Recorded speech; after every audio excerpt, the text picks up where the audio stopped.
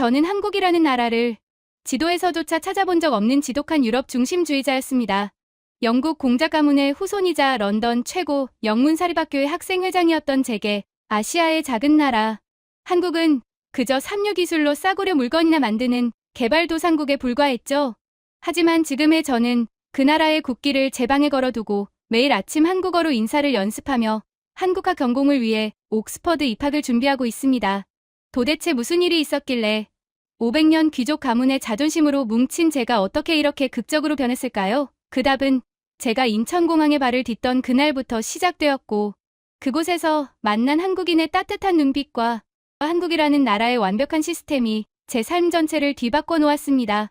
사연 시작 전 구독과 좋아요를 눌러주세요. 댓글로 한국이라고 남겨주시면 한국을 널리 알리는데 큰 도움이 됩니다. 제 이름은 안나이고 영국 런던의 명문 사립고등학교에서 학생회장을 맡고 있습니다. 저희 가문은 500년 역사를 자랑하는 공작 가문의 후손이며 저는 태어날 때부터 영국이야말로 세계 문명의 중심이라는 가르침 속에서 자랐죠. 예절과 격식은 우리 가문의 생명이었고 티타임에 찻잔을 드는 각도부터 악수할 때의 손목 위치까지 모든 것이 철저하게 계산되고 훈련된 움직임이어야 했습니다. 저는 이것이 세상에서 가장 완벽한 교양이며 영국의 전통이야말로 인류가 도달한 최고의 품격이라고 믿어 의심치 않았고 다른 나라들은 고작해야 우리를 따라 하려 애쓰는 이류 국가들일 뿐이라고 생각했습니다. 특히 아시아의 작은 나라들은 제 관심 밖이었고 한국이라는 나라는 그저 삼성이나 LG 같은 전자제품 회사가 있는 곳 정도로만 알고 있었으며 그마저도 품질이 유럽제에 비하면 한참 떨어진다고 여겼죠. 그런데 졸업을 석 달 앞둔 어느 월요일 아침 교장 선생님께서 전교생이 모인 강당에서 충격적인 발표를 하셨습니다. 우리 학교 역사상 처음으로 수학여행 목적지를 유럽이 아닌 아시아로 정했다는 것이었고 그것도 프랑스나 이탈리아가 아닌 대한민국 서울이라는 소식이었죠. 저는 그 순간 귀를 의심했고 옆자리에 앉은 제 단짝 엘라는 눈을 동그랗게 뜨고는 도대체 우리가 왜 저런 곳에 가야 하느냐며 작은 목소리로 투덜댔습니다. 엘라 역시 저처럼 명문 귀족 가문 출신이었고 그녀의 고집은 저보다 훨씬 더 센 편이어서 한국 같은 나라는 방문할 가치조차 없다고 단정짓고 있었죠. 저 또한 마음속으로는 우리 같은 수준 높은 학생들이 왜 개발도상국 체험을 해야 하지? 라는 불만이 가득했지만 학생회장이라는 직책 때문에 겉으로 드러내지는 못했습니다. 출발일이 다가오면서 저는 점점 더 짜증이 났고 런던 히드로 공항에서 체크인을 하는 동안에도 엘라와 함께 끊임없이 투덜댔습니다. 한국 사람들은 예의라는 게 뭔지나 알까? 우리처럼 300년 넘게 이어온 테이블 매너 같은 게 있을 리 없잖아라고 엘라가 말하자 저는 그러게 말이야. 아마 젓가락질이나 제대로 하면 다행이겠지라며 비웃었죠. 냉소적인 성격의 소피까지 가세해서 한국은 그저 싸구려 물건을 대량으로 찍어내는 공장 국가일 뿐이라고 덧붙였고 저희는 이미 한국을 완전히 깔보고 있었습니다. 11시간의 비행 내내 저는 이번 여행은 그냥 빨리 끝내고 돌아오자는 생각뿐이었고 창밖으로 보이는 구름 위로 떠오르는 해를 보면서도 전혀 설레지 않았으며 오히려 왜 우리의 소중한 시간을 이런 곳에 낭비해야 하나라는 억울함만 커져갔습니다. 그런데 인천공항에 착륙하는 순간 비행기 창문 밖으로 보이는 풍경이 제 예상과는 달랐고 공항 건물의 규모가 히드로보다 훨씬 더 크고 현대적으로 보였습니다. 저는 순간 생각보다 괜찮은데? 라는 생각이 스쳤지만 곧바로 아니야, 겉만 번지르르한 거겠지라며 제 자신을 다잡았죠. 엘라도 똑같은 표정으로 건물만 크다고 선진국은 아니잖아라며 코웃음 쳤고 저희는 여전히 한국을 무시하는 태도를 버리지 않았습니다. 하지만 비행기에서 내려 입국장으로 걸어가는 복도는 놀라울 정도로 깨끗했고 바닥은 거울처럼 반짝였으며 천장에서 쏟아지는 자연광은 마치 미술관 같은 분위기를 연출하고 있었습니다. 저는 발걸음을 옮기면서도 계속 주변을 두리번거렸고 마음 한구석에서는 이건 좀 이상한데라는 작은 의심이 싹트기 시작했지만 그것을 인정하고 싶지 않았습니다. 입국 심사대 앞에 줄을 서면서 저는 엘라에게 어차피 공항 직원들은 영어도 제대로 못할 거야 라고 속삭였고 엘라는 맞아, 우리가 천천히 설명해 줘야겠네라며 고개를 끄덕였습니다. 하지만 심사관은 유창한 영어로 여권과 입국 신고서를 보여주세요라고 말했고 그의 발음은 영국식 액센트에 가까워서 저를 당황하게 만들었죠. 저는 영어를 이렇게 잘하네 라고 중얼거렸지만 곧 공항 직원이니까 당연하겠지라며 대수롭지 않게 넘겼습니다. 그런데 바로 그 순간 제 뒤에 서 있던 소피가 서류에 문제가 있다며 큰 소리로 따지기 시작했고 분위기가 순식간에 험악해졌습니다. 나는 영국 명문가의 딸이다. 이런 식으로 대우받을 사람이 아니다라며 소피가 고압적으로 말하자 주변 사람들의 시선이 일제히 우리 쪽으로 쏠렸고 저는 얼굴이 화끈거리기 시작했지만 그녀를 말릴 수도 없었습니다. 바로 그때 네이비 블루 정장을 단정하게 차려입은 한 남성이 우리 쪽으로 걸어왔고 그의 배지에는 인천공항공사 김현준 과장이라고 적혀 있었습니다. 현준은 차분하면서도 권위 있는 목소리로 무슨 문제가 있으신가요? 라고 물었고 그의 영어 발음은 제가 런던에서 만난 어떤 외교관보다도 정확하고 세련되었습니다. 소피는 여전히 흥분한 상태로 이 나라 시스템이 얼마나 엉망인지 보라며 서류를 휘둘렀지만 현주는 전혀 동요하지 않고 서류를 꼼꼼히 확인한 뒤 여기 비자 종류가 잘못 기재되어 있네요. 이건 학생 단체 비자가 아니라 관광 비자로 되어 있습니다라고 설명했죠. 그의 태도는 정중했지만 단호했고 소피의 주장이 완전히 틀렸다는 것을 논리적으로 증명해냈습니다. 저는 그 순간 현준의 절제된 매너와 완벽한 업무 처리 능력에 살짝 놀랐지만 동시에 영국인도 아닌 주제에 어떻게 저런 격식을 갖췄지? 라는 불신 섞인 생각이 들었습니다. 현준은 20분 만에 문제를 완벽하게 해결했고 소피에게 앞으로는 서류를 미리 확인하시면 이런 일이 없을 겁니다라며 부드럽게 조언했습니다. 소피는 할 말을 잃고 입을 다물었지만 여전히 불만스러운 표정이었고 저 역시 속으로는 그래도 우리가 틀린 건 아니잖아. 시스템이 복잡해서 그런 거지라며 합리화하고 있었죠. 현주는 저희 일행을 바라보며 혹시 숙소까지 가는 길을 도와드릴까요?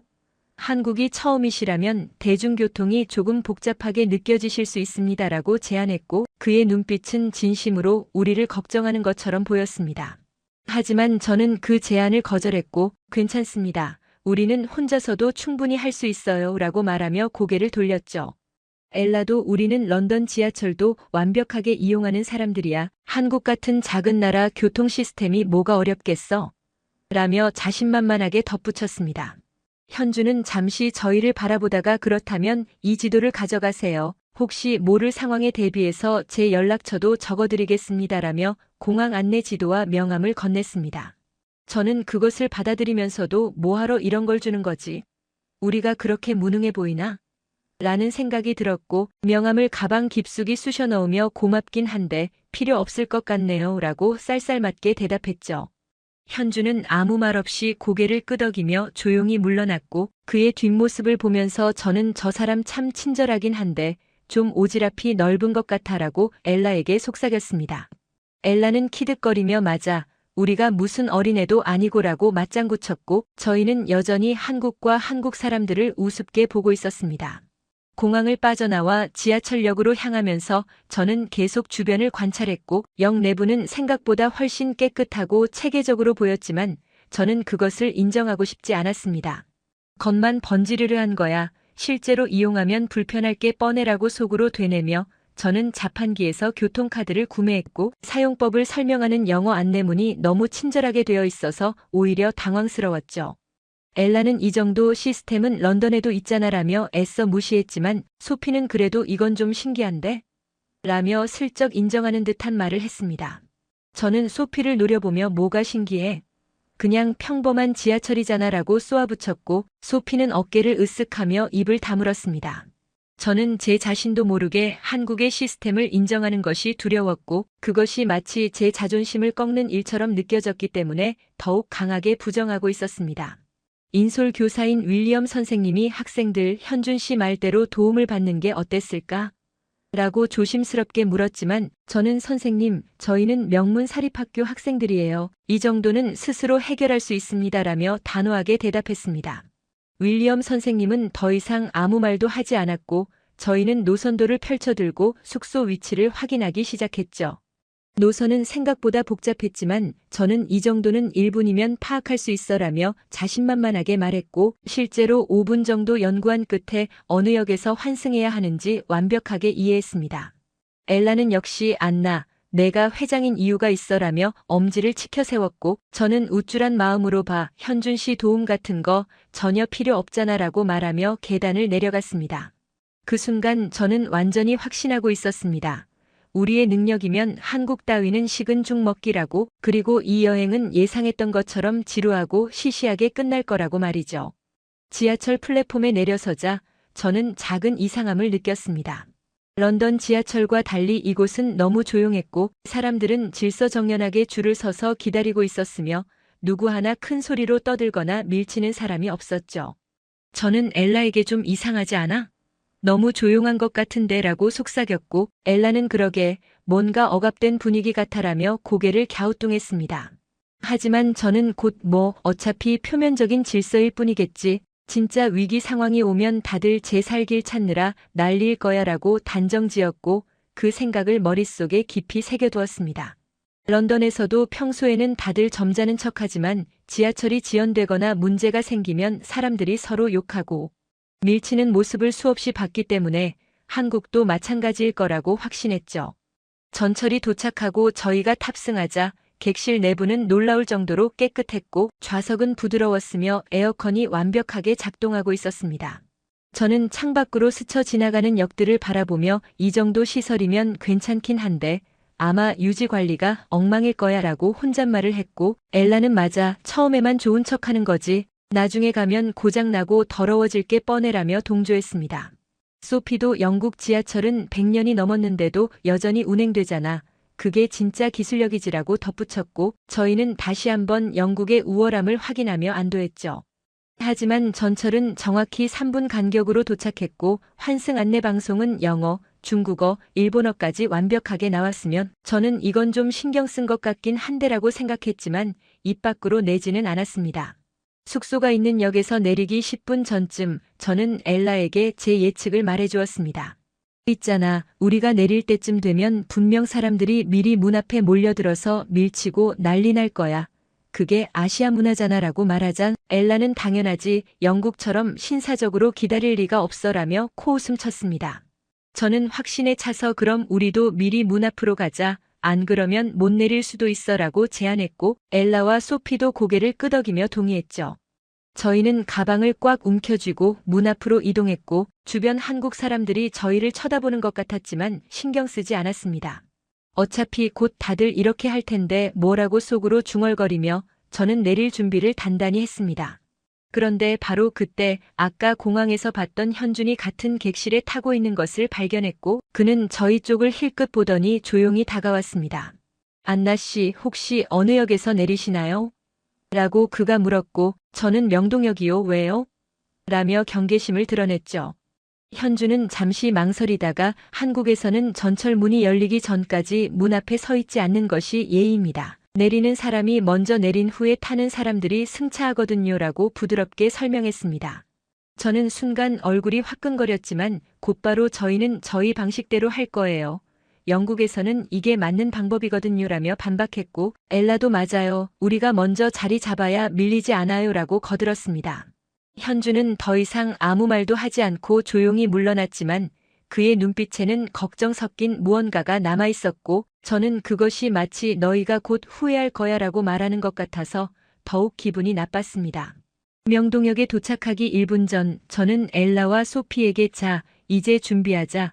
곧 사람들이 몰려들 테니까 우리가 먼저 위치 선점해야 해라고 말했고 저희는 가방을 앞으로 꽉 껴안으며 문 바로 앞에 섰습니다.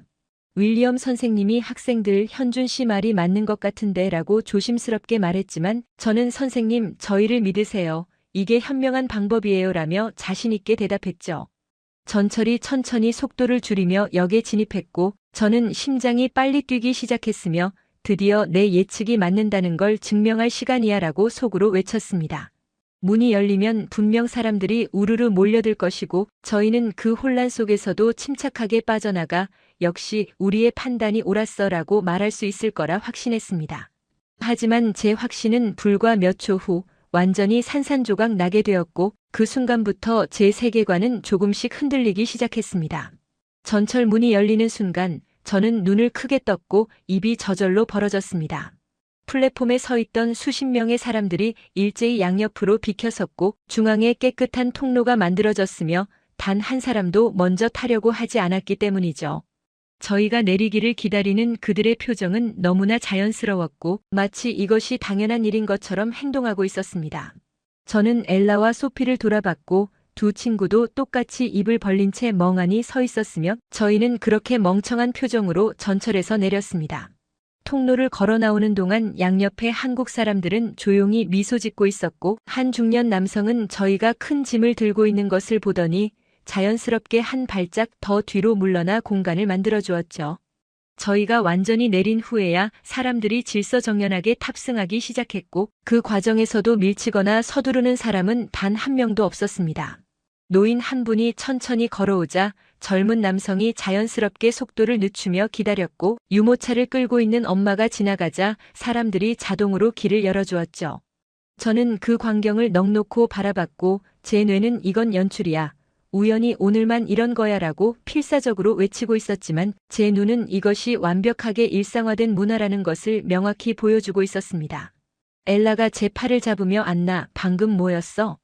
라고 떨리는 목소리로 물었고 저는 글쎄. 우연이겠지 아니면 우리가 외국인이라서 배려해 준 걸 수도 있고라며 애써 합리화했습니다. 에스컬레이터를 타고 올라가는 동안 저는 계속 주변을 관찰했고 모든 사람이 오른쪽에 서서 왼쪽은 비워두고 있었으며 급한 사람들이 왼쪽으로 걸어 올라갈 수 있도록 배려하고 있었습니다. 런던 지하철에서도 이런 규칙이 있긴 하지만 지키는 사람은 절반도 안 되는데 여기서는 100% 모든 사람이 지키고 있었고 심지어 어린아이들까지 자연스럽게 오른쪽에 서 있었죠. 저는 손잡이를 꽉 쥐며 이건 좀 너무한데 이렇게 완벽할 수가 있나? 라고 속으로 중얼거렸지만 여전히 인정하고 싶지 않았습니다.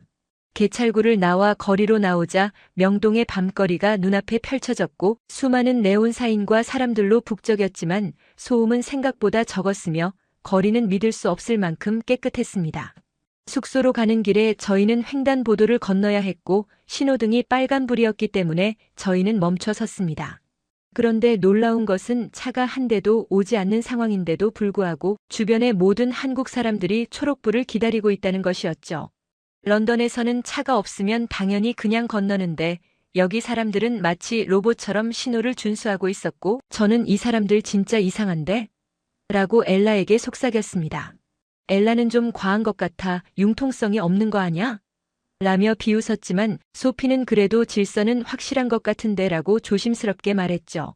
신호가 바뀌자 사람들이 일제히 횡단보도를 건너기 시작했고 그 과정에서도 노약자를 먼저 보내고 빠른 사람은 천천히 걷는 사람을 절대 밀치지 않았으면 모든 것이 마치 정교하게 짜인 안무처럼 흘러갔습니다. 숙소에 도착해서 짐을 풀면서 저는 계속 창밖을 내다봤고 밤 11시가 넘었는데도 거리에는 여전히 많은 사람들이 있었지만 시끄럽거나 위험해 보이지 않았습니다. 저는 엘라에게 오늘 지하철에서 본 거 그냥 우연이었을 거야. 내일 보면 분명 다를 거야 라고 말했고 엘라도 맞아. 오늘은 운이 좋았던 거겠지라며 동의했습니다. 하지만 제 손은 미세하게 떨리고 있었고 가슴 한구석에서는 혹시 내가 틀렸던 걸까? 라는 작은 의심이 싹트기 시작했죠. 저는 그날 밤 잠자리에 누워서도 계속 전철 문이 열렸을 때의 광경을 떠올렸고 양옆으로 비켜선 사람들의 자연스러운 표정이 머릿속에서 지워지지 않았습니다.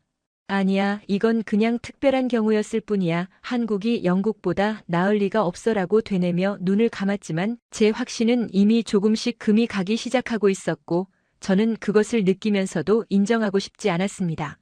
다음 날 아침 저희는 경복궁 관람을 위해 다시 지하철을 탔고 이번에는 러시아워 시간대여서 사람들이 훨씬 더 많았습니다. 저는 속으로 이제 진짜 모습을 보겠네. 사람이 많으면 질서고 뭐고 없을 거야 라고 생각하며 플랫폼에 섰고 엘라도 오늘은 어제처럼 안 될걸? 라며 비슷한 기대를 하고 있었죠.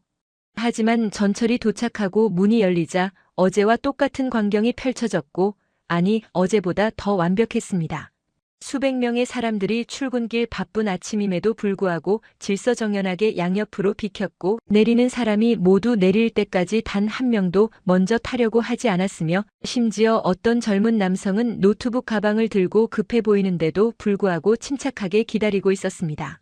저는 전철 안에서 손잡이를 잡으며 주변 사람들을 관찰했고 객실이 꽉 찼는데도 불구하고 아무도 큰 소리로 전화 통화를 하지 않았으며 음악을 듣는 사람들은 모두 이어폰을 꽂고 있었고 설령 대화를 나누더라도 속삭이듯 작은 목소리로 이야기했습니다. 저는 런던 지하철의 시끄러운 분위기를 떠올렸고 이건 정말 다른 세계네라고 속으로 인정할 수밖에 없었죠. 한 정거장을 지날 때마다 제 확신은 조금씩 무너졌고 제가 그토록 자랑스러워했던 영국의 시스템이 갑자기 초라하게 느껴지기 시작했습니다. 엘라가 제 팔을 꼬집으며 안나, 이거 진짜인 것 같아라고 작게 속삭였고 저는 고개를 끄덕일 수밖에 없었지만 여전히 입으로는 그래도 영국이 역사는 더 깊잖아라며 변명했습니다. 경복궁역에서 내려 관람을 마치고 다시 지하철을 타려는데 갑자기 엘라의 얼굴이 새하얗게 질렸고 그녀는 숨을 헐떡이기 시작했습니다. 안나 숨이 안 쉬어져 라며 엘라가 제 팔을 붙잡았고 저는 순간 패닉에 빠졌죠. 엘라는 알레르기가 있어서 특정 음식을 먹으면 급성 쇼크가 올 수 있다는 것을 알고 있었지만 아침에 뭘 먹었는지 확인하지 못했던 겁니다. 엘라는 점점 더 호흡이 거칠어졌고 입술이 파래지기 시작했으며 주저앉으려는 그녀를 저와 소피가 겨우 붙잡았습니다. 저는 어떡하지? 구급차를 불러야 하는데 여기서 어떻게 불러? 라며 머릿속이 하얗게 변했고 윌리엄 선생님도 당황해서 허둥대기만 했죠. 바로 그 순간 주변에 있던 한국 사람들이 일제히 저희 쪽으로 다가왔고 한 중년 여성이 괜찮으세요? 제가 119에 전화할게요라며 즉시 핸드폰을 꺼냈습니다. 다른 남성은 자신의 가방에서 물을 꺼내 건네주었고 또 다른 사람은 엘라를 부축해서 벤치에 앉혔으면 모든 것이 3분도 안 되는 시간에 일사불란하게 진행되었습니다. 그리고 정확히 5분 후 구급차 사이렌 소리가 들렸고 구급대원들이 계단을 뛰어내려왔으면 그들은 전문적인 장비를 들고 있었고 즉시 엘라의 상태를 체크하기 시작했죠. 저는 그 광경을 보며 입이 떡 벌어졌고 영국에서는 구급차 오는 데만 30분은 걸리는데 여기는 5분? 이라며 믿을 수 없다는 표정을 지었습니다. 구급대원은 유창한 영어로 걱정하지 마세요. 지금 가장 가까운 대학병원으로 모시겠습니다. 거기는 응급 알레르기 전문 의료진이 대기하고 있습니다라고 설명했고 저는 대기하고 있다고? 어떻게 벌써 알고 있는 거지? 라며 어리둥절했죠. 나중에 알고 보니 119에 전화한 순간 병원에 자동으로 상황이 전달되어 의료진이 미리 준비하는 시스템이었고 이것이 한국의 응급의료 체계라는 것을 알게 되었습니다. 구급차에 엘라를 태우고 저도 함께 탔는데 차 안의 장비는 런던에서 본 것보다 훨씬 더 최첨단이었고 심전도 모니터와 산소 호흡기가 완벽하게 갖춰져 있었으며 구급대원은 이동하는 내내 엘라의 상태를 병원에 실시간으로 전송하고 있었습니다. 병원에 도착하자 의료진이 이미 준비를 마치고 기다리고 있었고 엘라는 즉시 응급실로 이송되었으며 의사는 다행히 빨리 오셔서 위험한 고비는 넘겼습니다. 곧 안정될 겁니다라고 말했습니다. 저는 대기실에 앉아서 손을 떨고 있었고 제 머릿속에서는 만약 이게 런던이었다면 엘라는 어떻게 됐을까? 라는 생각이 계속 맴돌았죠. 영국에서는 구급차를 불러도 한참을 기다려야 하고 병원에 가도 응급실이 10,000원이어서 몇 시간씩 대기하는 경우가 허다한데 여기서는 5분 만에 구급차가 왔고 병원은 이미 준비가 되어 있었으며 의료진은 완벽하게 훈련되어 있었습니다. 저는 무릎 위에 올려놓은 손을 바라보며 나는 지금까지 뭘 믿고 살았던 걸까? 라는 생각이 들었고 눈시울이 뜨거워지기 시작했습니다. 바로 그때 익숙한 목소리가 들렸고 안나 씨 괜찮으세요? 라며 현준이 복도를 걸어오고 있었으며 그의 손에는 따뜻한 차 2잔이 들려 있었습니다.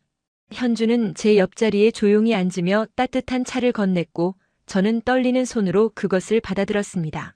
어떻게 여기 계신 거예요? 라고 묻자 현준은 공항공사에서 외국인 관광객 응급 상황 발생 시 자동으로 알림이 오는 시스템이 있습니다. 특히 학생단체의 경우는 더 신경 쓰거든요라며 담담하게 설명했죠.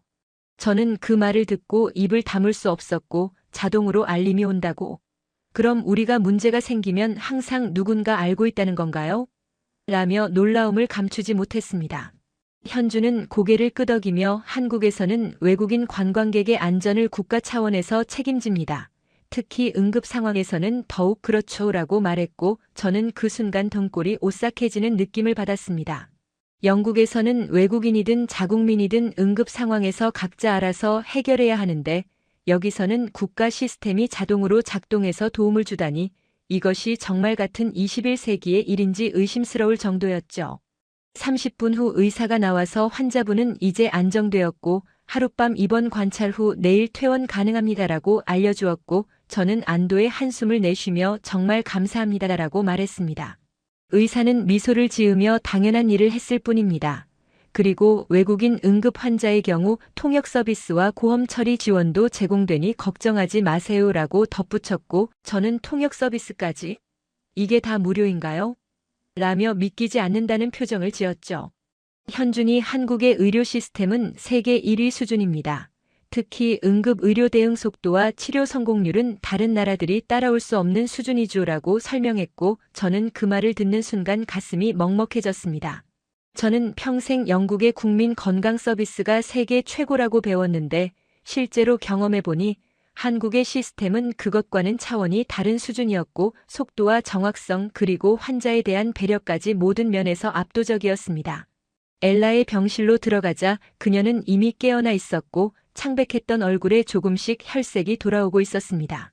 안나, 나 살았어라며 엘라가 약하게 미소 지었고 저는 그녀의 손을 꽉 잡으며 정말 다행이야라고 말했죠. 엘라는 천천히 주변을 둘러보며 여기 병원 시설 좀 봐. 런던의 어떤 사립병원보다 좋은데? 라며 놀라워했고 실제로 병실은 깨끗했으며 최신 의료 장비들이 완벽하게 갖춰져 있었습니다. 간호사가 들어와서 엘라의 상태를 체크하며 지금 링거에는 전해질과 항히스타민제가 들어가고 있고 몇 시간 후에 한 번 더 검사할 예정입니다라고 유창한 영어로 설명했고 엘라는 간호사님 영어 발음이 완벽하시네요 라며 감탄했죠. 간호사는 한국 의료진은 기본적으로 영어 교육을 받습니다. 외국인 환자들을 위해서요라며 자연스럽게 대답했고 저는 그 말을 듣는 순간 또다시 충격을 받았습니다. 현준이 병실 밖 복도에서 저를 불렀고 저는 따라 나가서 그와 마주 섰습니다. 안나 씨, 오늘 일로 많이 놀라셨죠? 라고 그가 물었고 저는 고개를 끄덕이며 네, 솔직히. 상상도 못했어요. 이렇게 빠르고 완벽하게 대처할 수 있다는 걸라고 대답했습니다. 현주는 창밖을 바라보며 한국 사람들은 남의 일을 내 가족의 일처럼 여깁니다. 오늘 지하철역에서 안나 씨. 친구를 도왔던 사람들도 모두 자신의 일처럼 발 빠르게 움직였죠. 라고 말했고 저는 그 장면을 떠올리며 눈시울이 뜨거워졌습니다. 정말로 그랬습니다. 그 사람들은 저희가 완전히 낯선 외국인임에도 불구하고 마치 자신의 딸이나 동생이 위험에 처한 것처럼 도와주었고 누구 하나 귀찮아하거나 외면하지 않았죠. 현주는 계속 말을 이었습니다. 우리는 이것을 정의라고 부릅니다. 단순한 친절이 아니라 진심으로 타인의 아픔을 함께 나누는 마음이죠. 그리고 이것이 한국 사회를 지탱하는 가장 큰 힘입니다라고 설명했고 저는 그 단어를 마음속 깊이 새겼습니다. 현주는 저를 바라보며 영국의 귀족 문화에도 분명 훌륭한 예의와 격식이 있을 겁니다. 하지만 진정한 품격은 형식이 아니라 마음에서 나온다고 저는 믿습니다라고 조용히 말했고 그 순간 저는 마치 머리를 망치로 얻어맞은 것 같은 충격을 받았습니다. 저는 평생 티타임의 찻잔 각도와 악수할 때의 손목 위치를 배우며 그것이 최고의 예의라고 믿었지만 정작 위기에 처한 타인을 진심으로 도우려는 마음은 가져본 적이 없었죠. 한국 사람들이 보여준 것은 단순한 규칙 준수가 아니라 타인을 향한 진심 어린 배려였고 그들은 그것을 당연하게 여기며 살아가고 있었습니다. 저는 목이 메어서 말을 할 수 없었고 현준의 얼굴이 눈물로 흐려지기 시작했으며 저는 정말 아무것도 몰랐네요 라고 겨우 한마디를 꺼냈습니다. 현준은 제 어깨를 가볍게 토닥이며 지금 깨달으셨으면 됐습니다. 그리고 이것을 기억해 주세요. 진정한 예의는 상대방의 마음을 편안하게 하는 것이고 진정한 품격은 약자를 보호하는 것입니다라고 말했고 저는 더 이상 참을 수 없어서 고개를 숙이고 소리 없이 눈물을 흘렸습니다. 복도 창가에 서서 눈물을 닦으며 저는 서울의 야경을 바라봤고 수많은 불빛들이 반짝이는 이 도시가 갑자기 다르게 보이기 시작했습니다. 이곳은 제가 무시했던 싸구려 물건만 만드는 나라가 아니라 시스템과 마음이 완벽하게 조화를 이룬 놀라운 사회였고 그 중심에는 타인을 향한 따뜻한 정이 자리 잡고 있었습니다. 현준이 다시 말했습니다. 한국에는 은혜를 잊지 않는다는 말이 있습니다. 누군가에게 받은 도움을 평생 기억하고 그것을 다른 사람에게 베푸는 것이 우리의 문화교라고 설명했고 저는 그 문화가 얼마나 고귀한 것인지 뼈저리게 느꼈습니다. 제가 그토록 자랑스러워했던 500년 귀족 가문의 혈통보다 한국인들이 보여준 진심 어린 헌신이 훨씬 더 값지고 아름다웠으며 저는 그 사실 앞에서 한없이 작아졌습니다. 손등으로 눈물을 닦으며 저는 현준 씨 정말 감사합니다. 그리고 죄송합니다라고 말했고 현준은 사과할 것 없습니다. 안나 씨는 이제 진실을 보셨으니까요 라며 따뜻하게 미소 지었으면 그 미소는 제 얼어붙었던 마음을 녹이기에 충분했습니다. 한국 여행 마지막 날 저는 인천공항에서 현준과 다시 만났고 이번에는 제가 먼저 그에게 연락을 했습니다. 현준, 출국하기 전에 꼭 한 번 더 뵙고 싶어요 라고 문자를 보냈고 그는 공항 3층 카페에서 오후 2시에 뵙겠습니다 라고 답장을 보내왔죠. 저는 엘라, 소피와 함께 약속 장소로 갔고 이미 자리에 앉아있던 현준이 우리를 보고 일어섰습니다. 예전 같았으면 저는 미스터 킴이라고 불렀겠지만 이제는 자연스럽게 현준이라고 부르며 악수를 청했고 그의 손은 따뜻했으며 저를 안심시켰습니다. 엘라도 현준 씨, 그날 정말 감사했어요.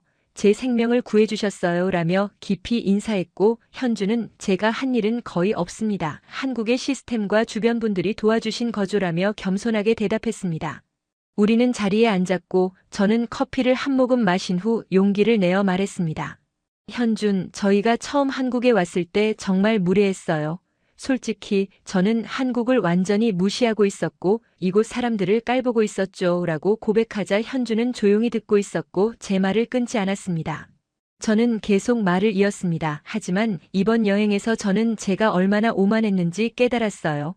진정한 품격이 무엇인지, 진정한 예의가 무엇인지 배웠고 그것은 제가 평생 배운 어떤 교육보다 값진 것이었습니다라며 눈물이 글썽거렸죠.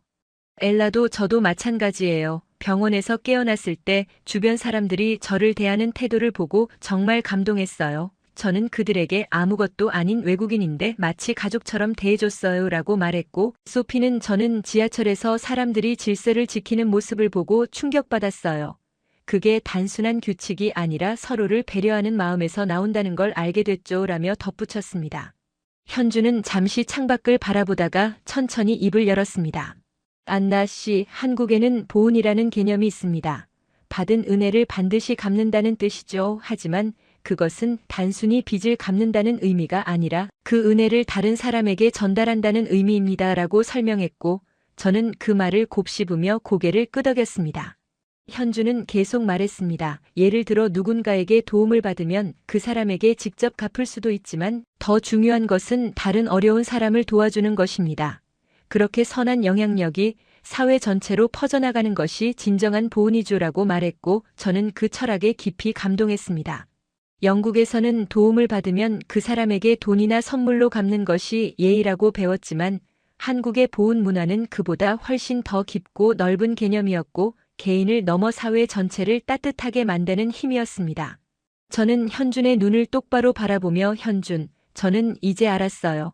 제가 그동안 얼마나 좁은 세상에 갇혀 살았는지 혈통과 신분만 내세우며 정작 중요한 것은 보지 못했다는 걸라고 말했고 목소리가 떨렸습니다.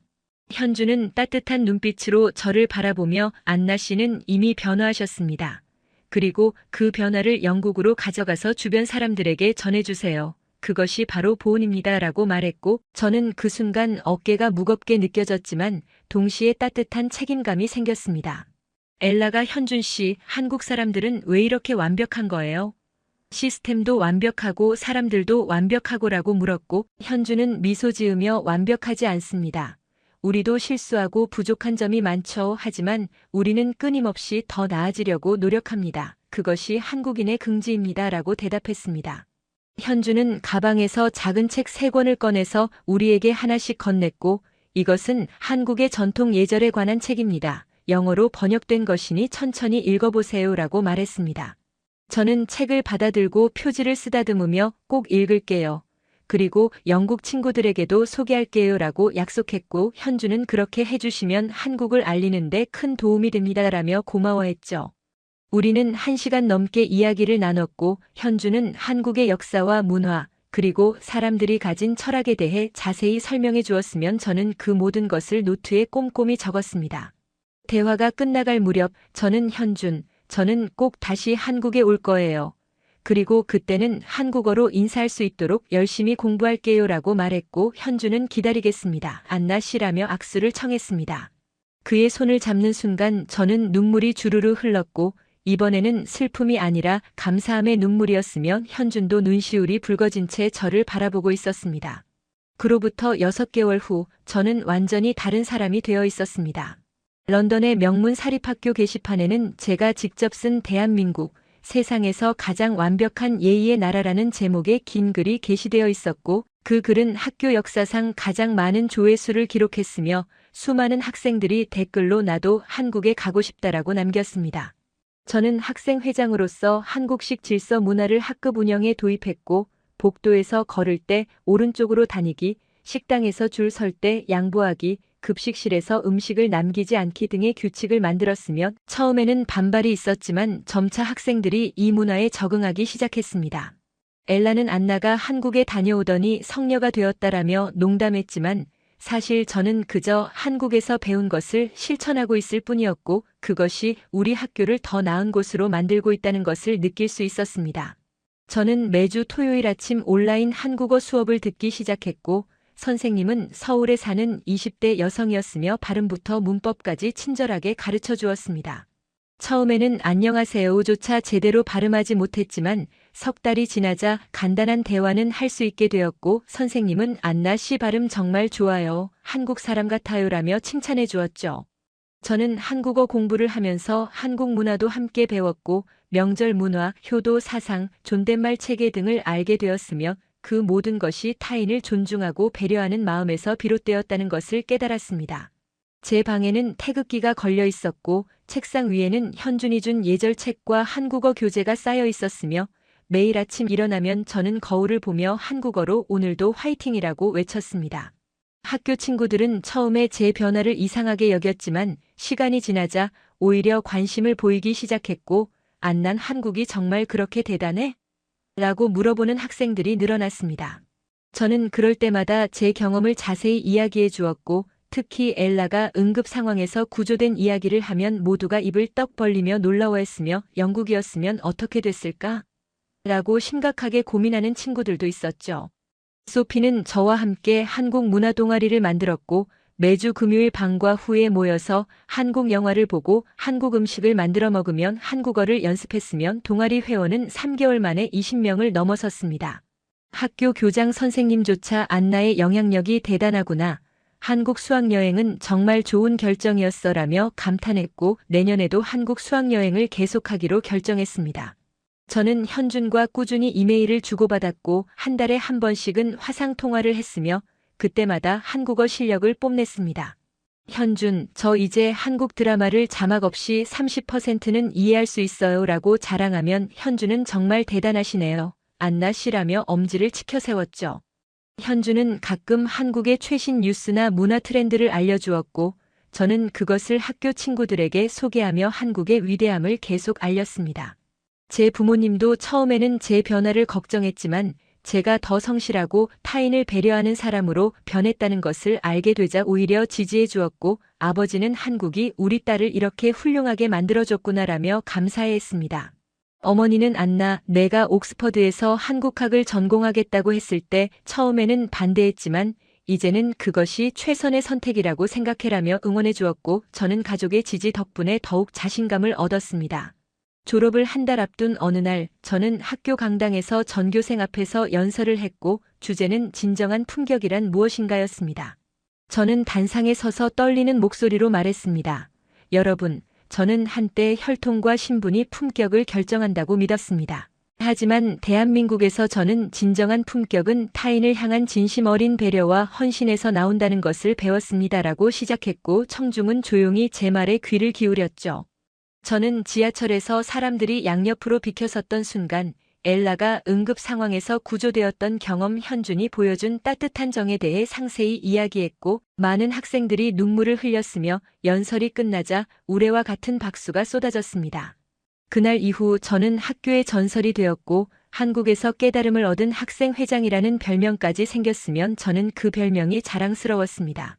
지금 저는 옥스퍼드 대학교 입학을 준비하며 한국학과 국제관계학을 복수 전공할 계획을 세우고 있습니다.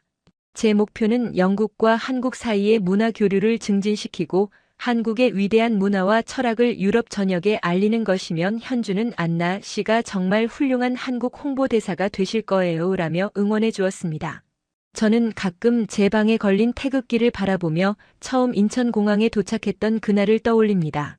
그때 저는 얼마나 오만하고 무지했는지 한국을 싸구려 물건만 만드는 나라라고 무시했던 제 자신이 부끄럽고 동시에 그런 저를 따뜻하게 대해준 한국 사람들에게 감사한 마음이 듭니다. 엘라는 지금 의대에 진학해서 응급의료 시스템을 공부하고 있고 한국처럼 완벽한 시스템을 영국에도 만들고 싶어라며 열심히 공부하고 있으며 소피는 한국 기업에 취직하기 위해 한국어 능력 시험을 준비하고 있습니다. 우리 셋은 1년 후 함께 다시 한국을 방문하기로 약속했고 그때는 한국어로 대화하며 더 깊이 한국을 경험하자고 다짐했습니다. 저는 이제 사람을 대할 때 혈통이나 신분이 아니라 그 사람의 마음과 행동을 봅니다. 제가 한국에서 배운 정과 배려의 문화는 제 삶의 철학이 되었고 저는 매일 그것을 실천하려고 노력하며 주변 사람들도 저의 변화를 느끼고 긍정적인 영향을 받고 있습니다. 런던 거리를 걸을 때 노인이 지나가면 자연스럽게 길을 비켜주고 지하철에서 내리는 사람을 먼저 보내고 식당에서 종업원에게 항상 감사 인사를 하며 이 모든 것이 한국에서 배운 작지만 소중한 예의들입니다. 친구들은 안나, 너 정말 변했어. 예전보다 훨씬 더 따뜻해졌어 라고 말하고 저는 한국이 저를 변화시켰어 라고 자랑스럽게 대답합니다. 제가 한국에서 받은 은혜를 이제는 주변 사람들에게 전달하고 있고 그것이 바로 현준이 말했던 보은이라는 것을 깨닫고 있으며 이 선한 영향력이 제 주변에서 점점 더 넓게 퍼져나가고 있다는 것을 느낍니다. 대한민국, 그곳은 제가 생각했던 것과는 완전히 다른 나라였습니다. 겉만 번지르르한 개발도상국이 아니라 세계 최고 수준의 인프라와 시스템을 갖추고 그 무엇보다 귀한 따뜻한 정을 가진 사람들이 사는 나라였고 그곳에서 저는 진정한 품격과 예의가 무엇인지 배웠으며 제 인생이 완전히 바뀌었습니다. 현준이 보여준 진심 어린 배려, 지하철에서 만난 시민들의 질서와 양보, 병원에서 경험한 완벽한 의료 시스템, 그 모든 것이 한국이라는 나라의 위대함을 증명했고 저는 그것을 평생 잊지 않을 것입니다. 500년 역사의 영국 귀족 가문 후손이었던 저를 무릎 꿇게 만든 것은 혈통도 신분도 아닌 한국인들의 따뜻한 마음과 완벽한 시스템이었으며 저는 그 앞에서 기꺼이 고개를 숙였고 이제는 그것을 세상에 알리는 것이 제 사명이라고 믿습니다. 여러분도 기회가 된다면 꼭 한국을 방문해 보세요. 그곳에서 여러분도 저처럼 인생이 바뀌는 경험을 하실 수 있을 겁니다. 그리고 한국이야말로 세상에서 가장 완벽한 예의를 가진 나라라는 것을 직접 확인하실 수 있을 것입니다. 시청해 주셔서 감사합니다. 구독과 좋아요를 남겨주시고 댓글로 한국이라고 남겨주시면 한국을 널리 알리는 데 큰 도움이 됩니다.